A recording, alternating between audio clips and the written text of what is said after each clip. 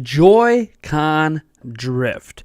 If you have owned a Nintendo Switch long enough, chances are you have likely run into this issue, specifically if you use your Joy-Cons a lot. This happens obviously when you're playing in handheld mode, using the Joy-Con grip, etc. For those of you that just mostly play docked with the Pro Controller, this probably isn't something you've noticed, although if you happen to see some drift with the Pro Controller, it's possible this could fix this too.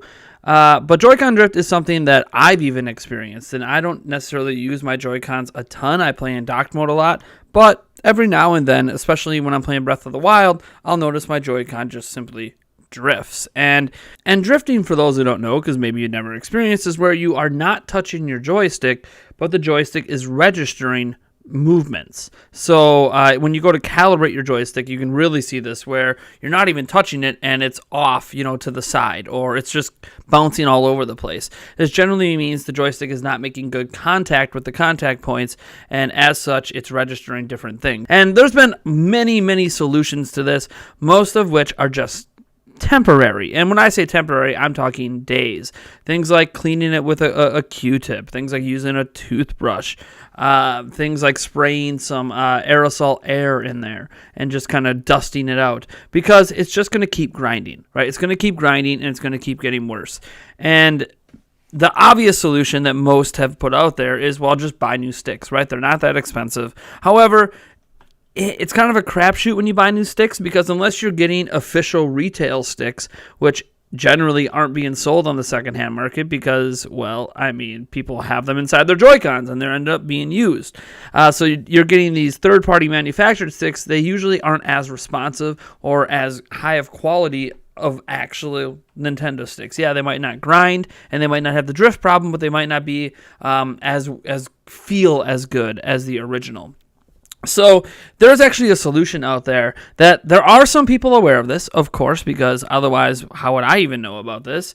But the solution is very simple, it's very cheap, and it's honestly something that I don't think a lot of people know about because it's not something they think about.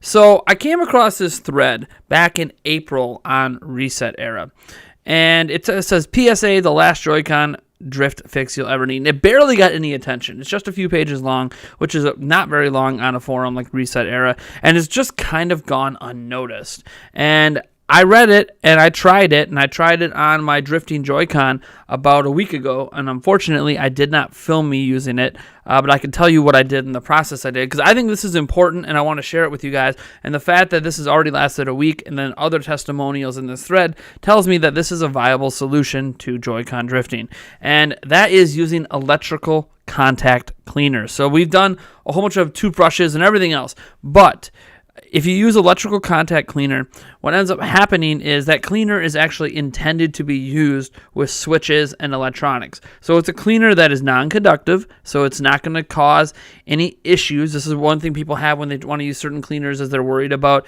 electricity and ruining parts. Well, this won't ruin that. It's intended for use in this case.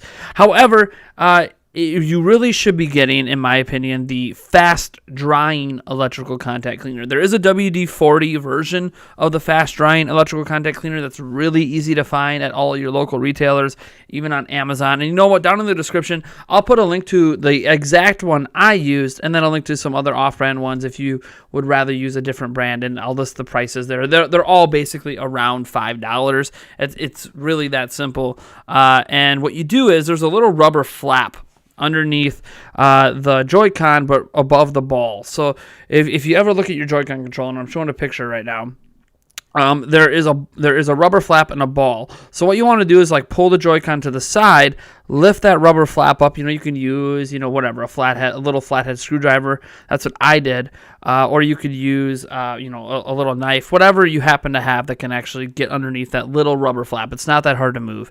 And you lift it up, and then you put on the electrical contact cleaner, you put the little red straw in, and you spray like one little spray on one side of it, and then I did it on the other side as well. Lift up the flap and put another spray, because when you lift up that flap, you'll actually be able to spray down into the ball mechanism.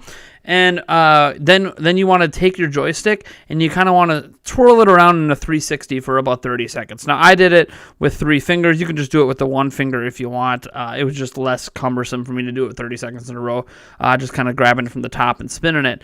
But after doing that for 30 seconds, I then, because it was fast drying, it only takes about 5 minutes to dry, I just let the Joy-Con sit for about 5 minutes. This is just a general safety note. It should be usable right away, technically. But it is fast drying for a reason. And after it dried, I put it back on, and I have not had any drifting issues since. And this testimonial is true of everyone. This X and Bosch person, he put an update post in another thread that it's been many months now since April, and the drift has never come back. Other people have said, weeks and all these things that they haven't had any issues. The only person who really said that they had an issue that this didn't fix is one that definitely had a more severe issue than your typical Joy-Con drift. The stick was literally broken. So you might say, well, how does this prevent it from grinding? What's going on? Well, that's the thing about this kind of stuff is the contact solution actually helps with grinding, and it makes everything actually move the way it's intended to move. So what ends up happening is not only are you cleaning out all the debris with this cleaner, because it is a cleaner, you are also, when it dries, making everything actually slide the way it's intended to. And yes, again, this might be something they actually use in the factories. They usually use a solution like this to help with gliding, but obviously the solution Nintendo is using in these factories, or the manufacturers, I guess, are using, I can't always just blame this on Nintendo, is not lasting long enough. So this is just something to keep in mind.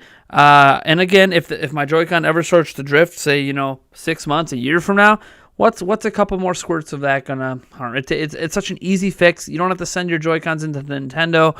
Obviously, you can send them into Nintendo if you want, especially if they're under warranty. But then you gotta wait. When the solution is just gonna happen to the new sticks, it's just gonna keep happening.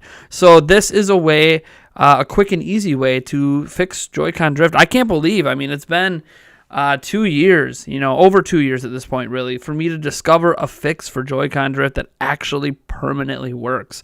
I guess I shouldn't say permanently. At least works as far as I can tell, and works better than all the other solutions out there. Again, there are other solutions, spraying aerosol cans, rubbing it with a toothbrush, actually taking the mechanism apart and trying to physically clean it, and all this stuff. There's a lot of solutions out there, and all of them work, but none of them eliminate the issue for any longer, usually than a week at most. So this is something to consider. This is something that I think a lot of people might want to use to resurrect maybe some old Joy-Cons that they've replaced, that have just been kind of sitting on the shelf, and they're like, well, when are we ever going to do something about this? Well, now you have a solution.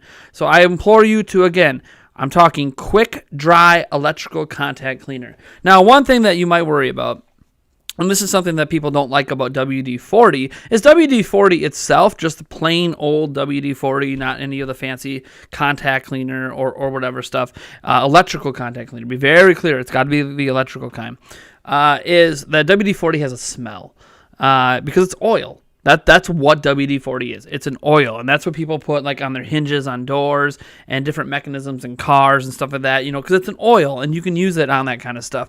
But it stinks, and obviously you don't want your Joy-Con to stink. What is nice about the electrical contact cleaner that I used is that I have no residual smell after it dried. It just, that was it.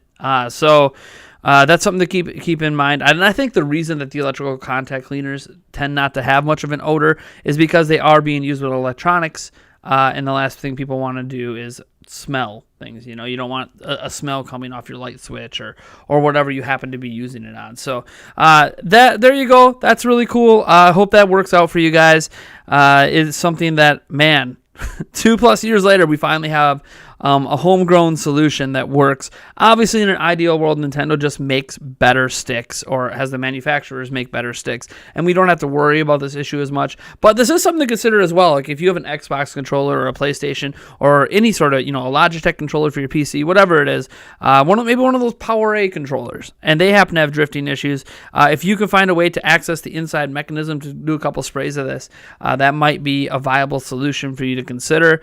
Instead of just just scrapping the entire thing or trying to replace a joystick, which again, some people don't want to take apart Joy-Cons. They are a little, I guess, complex inside. I've taken apart my Joy-Cons twice.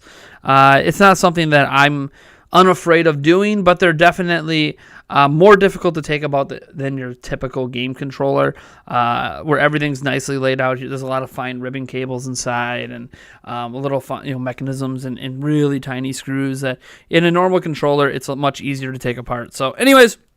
Thank you guys so much for tuning in. I hope you enjoyed this video. Hope it was informative, because I know this is an issue that millions of Switch owners are probably suffering from at some point. If you enjoyed this video, be sure to drop a like.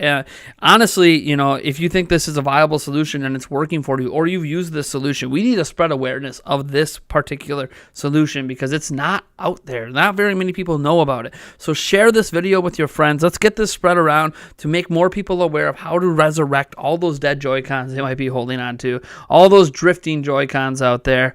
Thank you guys so much for tuning in. I love you guys, and I'll see you in the next video.